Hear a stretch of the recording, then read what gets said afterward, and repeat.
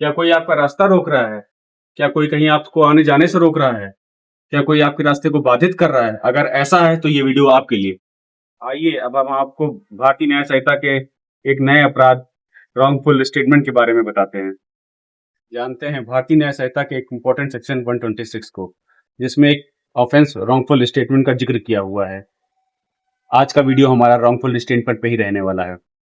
जब कोई व्यक्ति जानबूझकर या फिर स्वेच्छा से किसी व्यक्ति का रास्ता रोकता है जिस रास्ते पर उस व्यक्ति का जाने का अधिकार होता है, तो ये जो क्राइम होता है वो रॉन्गफुल रिस्ट्रेंट होता है। एग्जाम्पल के तौर पे समझने की कोशिश करते हैं। ए अगर किसी रास्ते पे मूव कर रहा है और उसको उस रास्ते पे जाने का राइट है, और बी उस रास्ते को ब्लॉक करता है, ऑब्स्ट्रक्ट करता है, even for a moment, then the crime committing is wrongful restraint. कोई डॉक्टर हॉस्पिटल जाता है, कोई गुंडा या फिर कोई भी इलीगल तरीके से उनके पाथ को ऑब्स्ट्रक्ट करता है, तो जो क्राइम होता है वो रॉन्गफुल रिस्ट्रेंटमेंट होता है। तो आइए जानते हैं, अगर आप रॉन्गफुल रिस्ट्रेंटमेंट करते हुए पाए जाते हैं तो आपको कितनी सजा हो सकती है। आपको 1 महीने तक का पनिशमेंट और 5,000 रुपए तक का फाइन हो सकता है।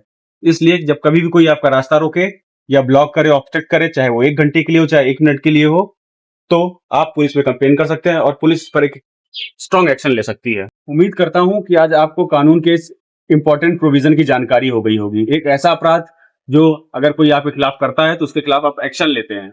जनरली क्या होता है कि काफी लोग समझते हैं कि कोई किसी के रास्ते को रोकता है या फिर थोड़ी देर के लिए रोकता है तो ये कोई क्राइम नहीं है, लेकिन ये क्राइम है।